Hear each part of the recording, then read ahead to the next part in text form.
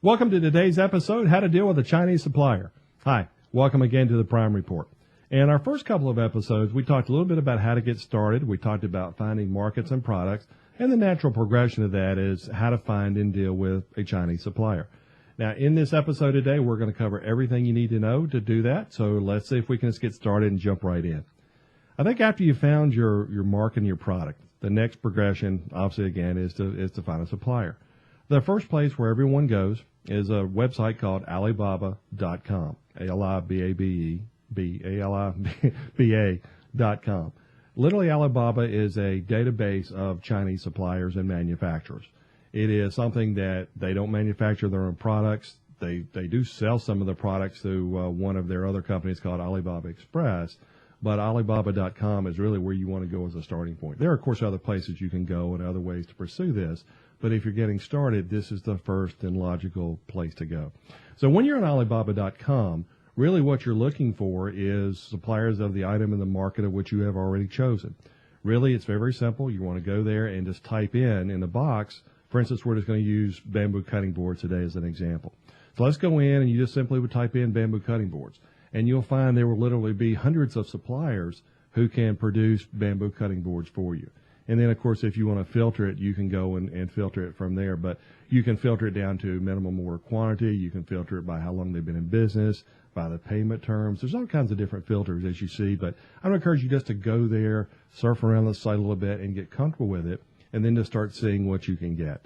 But that's really where you want to go. But once you find a supplier, a couple of things that you're looking for to be able to whittle down those hundreds of different suppliers that you're looking for. If you go back to the first episode that we did here, one of the philosophies, I think, is to do a reasonably small minimum order quantity. And you'll see the acronym MOQ that's used throughout Alibaba and all of the different suppliers, whether it's within your own country or either within China.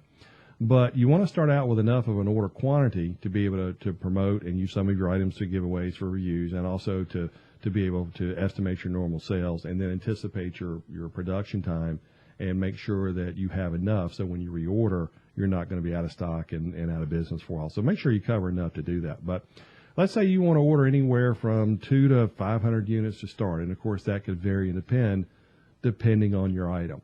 So as you go through that, you can set that to filter whatever else it is that you want. One of the things you got to realize, if you're dealing with a Chinese supplier, they're going to want to do bigger quantities. And one of the things I always try and suggest to people is that when you're dealing with a supplier, they're in business too. They're in business to make money. It has to really be a win-win scenario. It's not necessarily profitable for them to make orders that are not very large in many cases. What you'll find sometimes, though, is you'll see their minimum order quantities. 1,000 seems to be the standard number, and you'll see a lot of them might have 2,000, 5,000, 10,000 units even, depending on the size and the type of market that they're looking to attract. But regardless, if you go through and once you go through and look at a product, it will show you everything from good pictures, tell you all types of things of how they accept payment terms, how they do shipping, the time frame, whether they will do private label or not. Really, everything is already there. So if you're going to go and find a supplier on Alibaba, you've got to assume that they're ready and willing to do private labeling for you. That's literally what it is. Most Chinese suppliers, it's kind of like semi-homemade cooking, I guess, where you're buying some of the ingredients and putting your own touches on it. They have the production capacity to be able to make, in this case, the bamboo cutting boards, where maybe what you might want to do is take and brand your particular item, literally wood brand it into the item in this case, or a logo, which again, branding is just a logo, and then be able to create packaging that's unique to you. Now, if you're going to make enough quantity and you want to do something unique, they probably will have the capacity to make something custom made for you as well. But if you're thinking through your first product, I would encourage you to try and find something that is similar. We talked about how to find good products and some of the sales volumes and things in previous episodes. But assuming you've already found something that you know that you like and you're going to try and do in a similar fashion, just go through and enter that into your search. In this case, you would enter in bamboo cutting boards, and you're going to see everything that comes up. It might be 30, 40 pages worth of things, but then you might want to filter that out by order quantity. Now, one of the things that I have found that's been very helpful to my students and my own orders in particular, they're going to start out with a higher minimum order quantity. They're going to want you to order, obviously for them, the bigger the better. But they also understand that to get started, you're going to need to do a trial order or a sample order even. So if you go in and tell them you're willing to do bigger orders on the back end or your future orders, if you will do a smaller order, a few hundred pieces, couple hundred pieces to start, more times than not, they'll be very responsive to you in being able to do that. So that will allow you to get started. So as you're going back and forth, and let's say you started out, and I always use the inverted pyramid where you start out wide and you kind of get narrow. I think it works the same way with your suppliers. You might end up finding 50, 60, 70 suppliers who can make a comparable item for you. One of the things you got to realize is that in China, they really don't have copyright laws like the rest of the world. So you may find 10 manufacturers of people who will make a similar item. And that's where you have to work with each one to find out which one is best for you as regards to quality and pricing and that type of thing. I'm going to go off on a tangent for a second and talk about the quality of Chinese things. I think we all have a little bit of an ethnocentric viewpoint where we think we're the only ones in our country, whether it's Europe, United States, Australia, any English-speaking country for that matter. We seem to have this belief that we're the only ones who can make quality products. Well, I find that to be a little bit more pride and belief than reality. The products I've dealt with from China have been fine. I mean, Apple has their iPhones made in China. There's all types of quality manufacturing being done in China. Maybe 50 years ago, 40 years ago, who knows? But today, I think the items, by and large, are very, very good in quality. And it's no different than having something manufactured in the United States or any other Western country. So one of the things that I think the biggest obstacles people have is getting over that particular aspect of it, that it's inferior quality, and it's really not. And especially when you're having something private label, they'll make it into whatever format that you want. So that's just always something I have a lot of people bring up and suggest. I just wanted to kind of address that a little bit. So if anything, try and feel comfortable dealing with them. When I first started out 20-some years ago, I was really basically limited to getting items in the United States. And it took me as long to get things from the West Coast to the East Coast as it does now to have them produced in China and then sent back in. I'll touch more on that in a second. But as you go through and you're starting out, these 10, 20 different people, maybe who knows whatever your number is of people doing this, you want to be able to filter that out by will they do smaller minimum order quantities. You're looking at their pictures, you're judging them, you're doing all different types of things. You may find that they're a gold supplier. And on Alibaba, a gold supplier is something that they pay to do, but if it says they've been a gold supplier for 3, 4, 5 years, whatever it is, that means that they've been in business that long, and that means that they're willing to pay to be listed as a premium type of company. So not necessarily it means they're a better company, it means they're more established and much more likely to be a better supplier, in my opinion. So you've gone through, you found a supplier. One of the things that I like to do when I'm kind of weeding out suppliers is I take and I look at the payment terms they accept. We'll talk about payment terms really in a whole other episode because I think we can cover that in much, much more detail. But for what we're doing today, what you need to know about payment terms is it will list some of the different payment terms that they'll take. And you might see T/T, which stands for telegraphic transfer, which in really the modern vernacular really means wire transfer. And international business, that's very, very common. Suppliers do that all the time. If you're in the U.S. anyway, that will be you basically go to your local bank and you'll transfer the quantity of money to their Chinese bank or wherever it is being sent. And it'll cost you about $50 to have that done. So that's one way to do it. And the other way to do it, of course, is that you can do lines of credit. You actually can use Alibaba and have money escrowed in Alibaba if you're unsure about things, and then it's released at certain points. The other thing that you can do as far as payment terms is that PayPal, I think, is probably the best way to go. Most people in the Western world have some type of a PayPal account. And in that, there's a little bit of buyer protection, I think. If you have an issue, which I never have and never talked to anybody who has, but if you have an issue, I think you got 45 days to make a claim. So if for whatever reason they don't manufacture, PayPal will investigate, you fill out your paperwork, and they'll give you money back.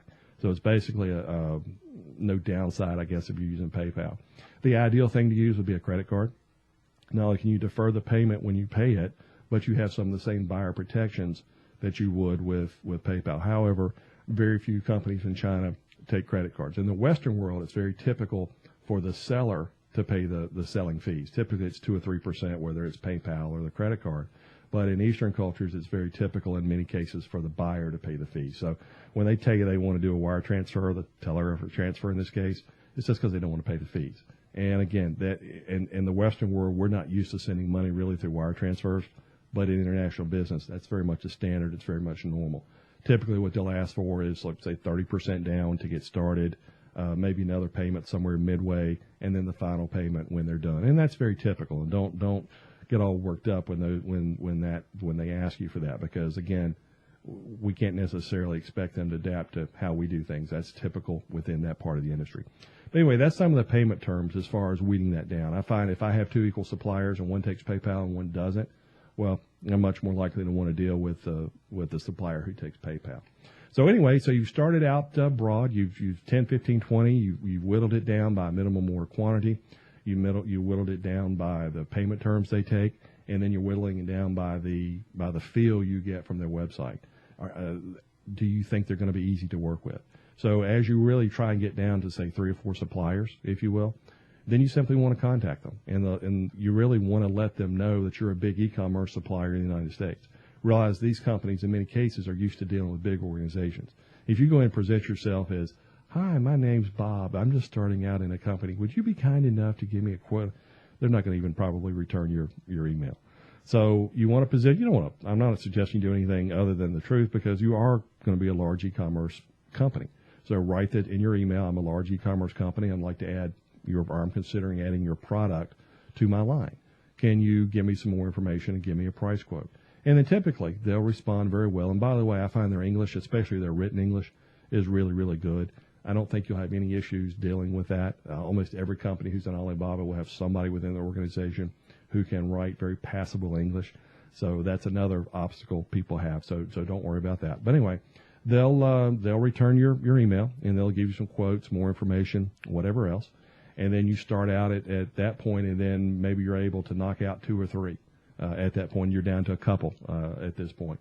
Then once you kind of find out and you weed some people out instantly, then you want to start asking some more questions. And by the way, you don't want to ask so much in every email that you overwhelm them. You really want to take these in a series of steps and progressions. But anyway, so maybe in your first email you get some pricing, and you get some quotes. See if you can get a quote by air, which is probably what you would want to do in your first order. And then maybe future orders, if you're ordering enough, you might want to do it by sea, where granted it will take much longer, but at the same time it will be significantly cheaper on your freight. A lot of people freak out, I guess, when they find out the cost of air freight, but the whole first order that you have coming in is really to get it set up in Amazon, to get it listed, to get some promotion going, to get a feel for the item. And it's even okay, really, if you don't even make money on that first item, or that first order, I should say, for shipment, because really you're trying to build a longer-term business here. So I want you to think longer-term than just what the initial costs are. Well, getting back to some of the minimum order quantities, some things that you might run into is they may tell you they want 1,000 pieces and you really don't want to buy but 300. For them, it's probably not profitable to do 300, but they obviously want to do business with you as well. So if you use the thing and say, for a trial order, I'd like to do 300, or a sample order. Trial order, sample order, to me seems to be words that they seem to be able to pretty well process. So if that's the case, more times than not, they'll lower their first order for you if you agree to come back and buy the bigger minimum order quantities going forward. And that's actually okay, because you're not going to come back and buy it if you didn't sell much off the original order. I mean, you should, because you've done all the research. But if you do, you're going to want to come back and buy it so you can get the lower prices and better shipping rates. So really it's a win-win scenario for you if you can get the lower orders or lower quantity on the first order, if you just agree to come back and order the bigger quantities on the back end. And then what you're going to find is that the next stage is once you pick somebody, there's going to be some kind of probably initial payment in there, as we mentioned, maybe that 30% up front, or either a payment on PayPal, and they'll start production. In the interim, you're going to want to be able to, and we'll talk a whole lot more about packaging and maybe in a different episode, some of the specifics of that. But really, since they're set up to private label it, they'll have everything in a generic form, and then probably what you'll need to do is supply them a logo. And that'll be your brand and the brand name that you're going to use. And then they'll take that and they'll send it in a digital form, a PNG file, a JPEG file, whatever, just ask them and what they need. And then you send that to them digitally through email, and then they'll apply it in one or two things. They can show you pictures of the item in a sample type of format. They can send you samples, whatever that might be. Most people are comfortable ordering samples, where you might want to order, 5, 10, 15. A lot of people only order one sample, and I've always under the belief that they can cherry pick and put in their best quality item. That's why I'd like to order a handful more, just to kind of spread it out a little bit so I can see the quality across the range of products. It's not uncommon to order samples from 2 or 3 different suppliers and let that be your determining factor. What you'll find in suppliers, the norm is, there is no standard, and every supplier will be different, but the standard, if you will, is for them to give you the sample for them to pay for the sample, but you pay for the shipping. So, and that might be, depending again on size and weight, that could be anywhere from $20 to $200. So be prepared for that when it comes in. But again, nominal amount of money considering the potential long run going in. Now, another thing that you might want to do, people talk about building a relationship with a supplier. It's not like a dating relationship. It's a business relationship. You can choose to communicate through email. You can choose to communicate through Skype. Many of them I have found prefer to communicate through email because even though their English is good, it's better written than it is spoken. And sometimes on Skype they get kind of nervous because they don't want something to get lost in the language. And quite frankly, I understand that. And to me, that's a reasonable thing. I mean, if their English is really good, they use it as an advantage over their competition. But ultimately, however you communicate with them, be it Skype, be it email, whatever, then you just need to be comfortable with that supplier. And it's no different judging anybody else. Or ultimately, are you comfortable with them or not? So if you follow all of these things, your process of dealing with a Chinese supplier should go pretty smoothly. It's not a complicated thing. There's not a lot of hiccups. One of the things that I find is probably the biggest obstacle is people worry about shipping. It's not that hard. We talked about sea and we talked about by air. I don't know how many times I have people say, well, do I need a freight forwarder? Do I need to arrange for this? Do I need to do all these type of things? What about customs? What about taxes? On your first order, you'll find that I think it's ideal to send it through air with a smaller quantity. And by doing that, you're probably going to deal with somebody like FedEx. DHL is very, very big in China. One of my suppliers uses a company that's similar to DHL and FedEx in China. It's called SF Express. And I don't know what the SF stands for, but it's the Chinese version of FedEx. And everything is done. All of your customs, all of your taxes, all of your import, all the paperwork, all that stuff is included typically in the price of what you pay for freight. But everything can be different. There are no established standards. Just make sure you ask your supplier what's included and what's not. But typically they'll want to produce the item, and then in air freight, they'll have the air freight company come pick it up, and then they'll ship it to you. And typically it will take about, I don't know, a week to 10 days, depending on where you are to get it to the U.S. and to get it to Amazon. So that's some of your time frames in dealing with that aspect of it. So pretty simple. Pretty straightforward. As far as dealing with freight forwarders, you get a lot of things where maybe something comes in through a cargo ship, and then you have a buying or a freight agent, freight forwarder, all kinds of different terms in here, which is really beyond the scope of what we're talking about here. But they can arrange and do all of the freight shipping for you, handling all the administration, actually getting the order to you. And again, that's a little bit more of an advanced topic, and we'll save that for later. But now, the only thing I would say in dealing with a supplier is keep everything as simple as possible. People sometimes find reasons to have things not work out. If 99% of things are great, you don't understand 1%, it'll work its way out. Just don't get hung up because of the 1% you don't know when 99% of things are well. And I guess you could say that about anything. But really, dealing with suppliers is not that hard. It's amazing how many times people, just the anxiety they have of dealing with suppliers, especially in a different language, but realize you're still dealing with them. They're the one who's adapting to us to speak in English, and I think they do a great job. I have made great relationships with some of the suppliers I have, and even to the point where we can joke on things and all kinds of. It's kind of fun to have another friend halfway around the world. But after you deal with them for a little bit, things will become very easy because realize they're trying to meet you halfway, and they're trying to do everything to make it work smoothly for them as well because obviously they want to continue selling to you. But go through when you're dealing with a supplier, realize it is not a straight line. It will kind of zigzag around. Some will be great days, some will not. But keep in mind, everything is negotiable. Sometimes they will say no, and then you're no worse off.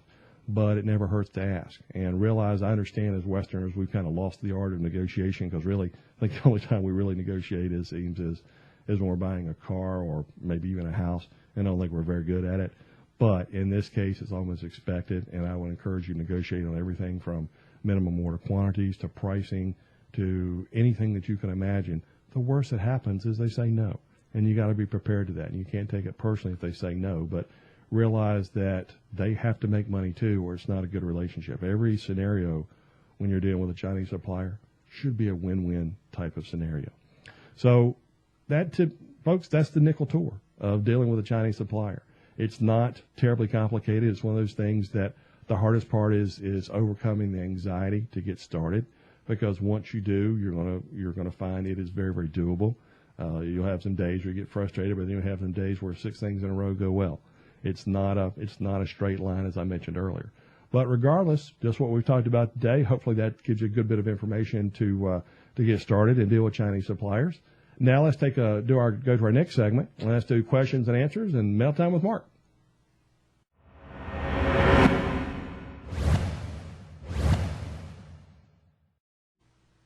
All right, welcome to Mail Time with Mark. This is where we take a few questions and see if we can answer those. If you'd like to submit a question, just go to the website, which is markscottadams.com, and then go to the contact form and submit it there. First question we have today is from Kelly. It says, how long should I expect to get my shipments by air and by sea? Well, Kelly, let's address those one at a time. If you're going to have something sent by air freight, typically 7 to 10 days from the time it leaves China is what to expect, and then you're going to be fine. So if you have it sent directly to Amazon, it's going to take another day or two to have it processed within their system. If you happen to have your item sent directly to you, wherever you are in the United States or anywhere else for that matter, count on a couple days to get it back to Amazon. If you're in Europe or Australia, of course, different, but hopefully you can have something sent directly to the United States if you're selling in that market. But long-winded way to say 7 to 10 days on that. If you're having something sent by sea, somewhere 3 weeks, give or take, off of that, and then typically that's going to be delivered to a port somewhere. And it seems like Los Angeles and Seattle are two of the big ports coming into the United States anyway. And then you're going to have that freight forwarded directly to Amazon from that point. So that could take another 2, 3, 4 days, and then again another couple of days to have it listed in Amazon. So depending on what you're doing, anywhere really from 7, 10 days, 2 weeks to 3 and 4 weeks total, somewhere in there. But not a lot of difference really if you're thinking the cost savings. Next question we have is from Maria. It says, how do I keep from getting ripped off at my supplier? Well, Maria, I don't know. People seem to have a natural mistrust for people outside of their own country, and I don't know why that is. I've had the good fortune to travel, and before I traveled, I saw the differences in people, and after I've traveled the world, I see the similarities. So I find, quite frankly, Oriental people have quite a bit of integrity to them, and to me, that is they're polite, they're formal, and I have not seen any issues of lack of integrity. However, where as far as ripped off goes, is they will make it up to the standard you suggest, and as long as you agree on the standard of what that is, then there shouldn't be any issues. So in that, one of the ways from a financial standpoint, we talked a little bit earlier in this episode about some of the payment terms. If you feel that you want to have some buyer protection for whatever reason, and by the way, dealing with a Chinese supplier is not any different than dealing with an American supplier or a European supplier. Most things go well. But to play the worst case scenario here, let's say something doesn't go well. I would always encourage you, if you're that mistrusting and uncomfortable dealing with them, then use PayPal. PayPal is you do have buyer's protection for 45 days. If you do a wire transfer, once you wire that money in, you're counting on their integrity to complete that order. And there's no guarantee there's going to. But, they 99+% chance they will, because they obviously want the rest of the money. But, however, credit card would be the ideal way to do it because it's more of an instant payment. You have some buyer protection there. But again, PayPal would be what I would do there. But if you do all of your due diligence and you feel comfortable dealing with them, and you deal with somebody multiple times, you get a feel for how they are. But if you can put aside some of the cultural differences, which are always going to exist, and realize that the ultimate motive for them is to get you as much product as you can sell on Amazon, everybody has the same goals here. And I believe that both buyer and seller are going to act in their best interest. So if that's the case, I just don't. I accept that so many people have that in the back of their mind, and I guess because I've been dealing with suppliers for 2+ decades, I haven't had any issues. I had one, and that was probably my fault because I told them something different, and they anyway. But it's probably my fault. So I had, and I don't know how many thousands of orders I've done over the 25 years, but I haven't had any issues. And some of that has been, most of that's been domestic, but it's also been some international orders as well. Never had any issues. So if anything, I would hope to alleviate some of your concerns and realize the chances of getting, quote, ripped off are not very much. But anyway, with that said, I want to thank everybody for coming into today's episode, and I look forward to seeing you on our next episode. Thanks again.